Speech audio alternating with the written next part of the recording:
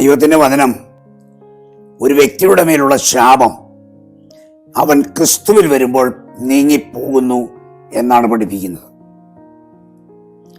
അത് ഞാൻ മുമ്പേ ഇവിടെ ഉദ്ധരിച്ച ഗലാത്യർ 3:13 ആ കാര്യം പറയുന്നുണ്ട്. ക്രിസ്തു ന്യായപ്രമാണത്തിന്റെ ശാപത്തിൽ നിന്ന് നമ്മെ വിലയ്ക്ക് വാങ്ങി. ക്രൂശിൽ മരിച്ചത് ശാപത്തെ ചുമന്നൊഴിക്കാനാണ്. കാരണം ക്രൂശ് ശാപമാണ്. ക്രൂശിന്മേൽ തൂങ്ങുന്നവൻ ശപിക്കപ്പെട്ടവനാണ്. ക്രിസ്തു നമുക്ക് വേണ്ടി ശാപമായി തീർന്നു. എന്തിന്? നമ്മെ ശാപങ്ങളിൽ നിന്ന് വിടുവിക്കാൻ.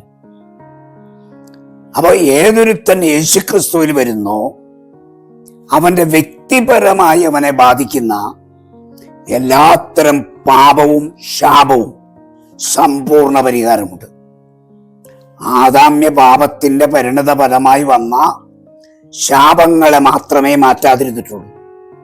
എന്നാൽ വ്യക്തിപരമായി വരുന്ന ശാപങ്ങൾ, പാപം തുടങ്ങിയവയ്ക്കെല്ലാം സമ്പൂർണ്ണ പരിഹാരമാണ് തിരുവചനം നമ്മെ പഠിപ്പിക്കുന്നത്.